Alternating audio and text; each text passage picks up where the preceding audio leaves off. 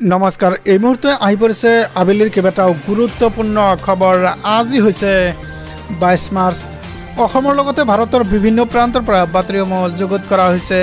নিতৌ এনেধৰণৰ নতুন নতুন ভিডিঅ' চাবৰ বাবে টেকনিক বাই লালচান ইউটিউব চেনেলটো ছাবস্ক্ৰাইব কৰি ভিডিঅ'টোত এটাকৈ লাইক কৰি দিব। হয়, নিবনুৱা যুৱক যুৱতীসকলৰ বাবে এক ডাঙৰ খবৰ। হয়, আপোনালোকে ঠিকেই চাই আছে। ৰেলৱে আৰু সেনা বিভাগত হাজাৰ হাজাৰ চাকৰি ওলাইছে। হয়, ৰেলৱে আৰু সেনা বিভাগত হাজাৰ হাজাৰ চাকৰি ওলাইছে।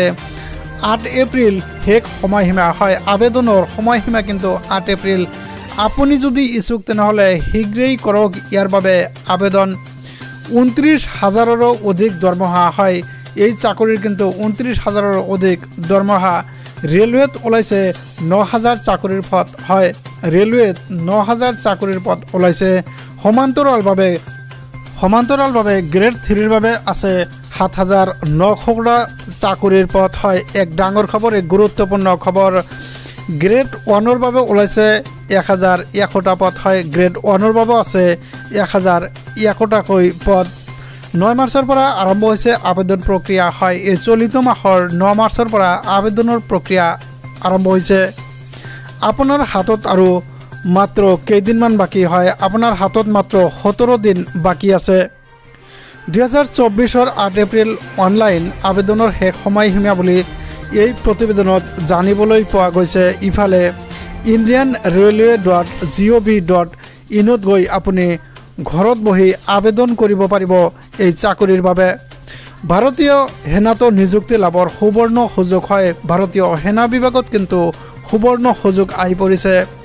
প্ৰায় 25,000 অগ্নিবীৰ পদৰ পঞ্জীয়ন মুকলি। হয়, ভাৰতীয় সেনা বিভাগত প্ৰায় 25,000 অগ্নিবীৰৰ পদ মুকলি হৈছে। ইফালে অগ্নিবীৰ পদৰ পঞ্জীয়নৰ মুকলি হৈছে। পঞ্জীয়ন কিন্তু ইতিমধ্যে আৰম্ভ হৈছে। 13 ফেব্ৰুৱাৰীৰ পৰা আৰম্ভ হৈছে পঞ্জীয়ন। হয়, যোৱা মাহৰ 13 ফেব্ৰুৱাৰীৰ পৰা কিন্তু পঞ্জীয়ন প্ৰক্ৰিয়া চলি আছে। পঞ্জীয়নৰ শেষ তাৰিখ হৈছে 24 মাৰ্চ, অৰ্থাৎ মাত্ৰ 2 দিন আছে। মাত্ৰ হাতত 2 দিন সময় আছে। 2 দিনৰ ভিতৰত আপুনি আবেদন কৰিব লাগিব।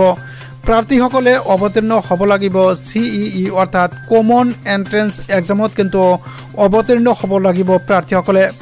CEEত উত্তীৰ্ণ হ'লেই দিব লাগিব শাৰীৰিক সক্ষমতাৰ পৰীক্ষা। হয়, এইটোত যদি আপুনি উত্তীৰ্ণ হয় তেনেহ'লে শাৰীৰিক পৰীক্ষাৰ দিব লাগিব।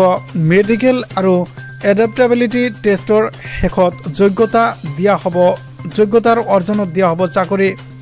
ক্ৰীড়া NCC ITI উত্তীৰ্ণ লাভ কৰিব বোনাছ নম্বৰ। হয়, এইসকলে কিন্তু বোনাছ নম্বৰ লাভ কৰিবলৈ সক্ষম হ'ব। সবিশেষৰ বাবে লগ ইন কৰক www.joinindiaarmy.nic.in এইটোত লগ ইন কৰক।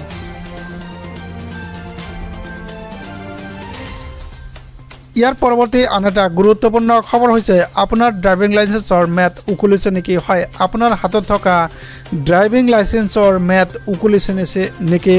যদি উকলিছে তেনেহ'লে মিনিটতে ঘৰত বহি মোবাইলতে কৰক ইয়াৰ বাবে আবেদন। ম্যাদ উকলাৰ 30 দিনৰ ভিতৰতে কিন্তু আপুনি আবেদন কৰিব লাগিব। যদি আপোনাৰ ম্যাদ উকলিছে তেনেহ'লে কিন্তু আপুনি 30 দিনৰ ভিতৰত আপুনি আবেদন কৰিব লাগিব।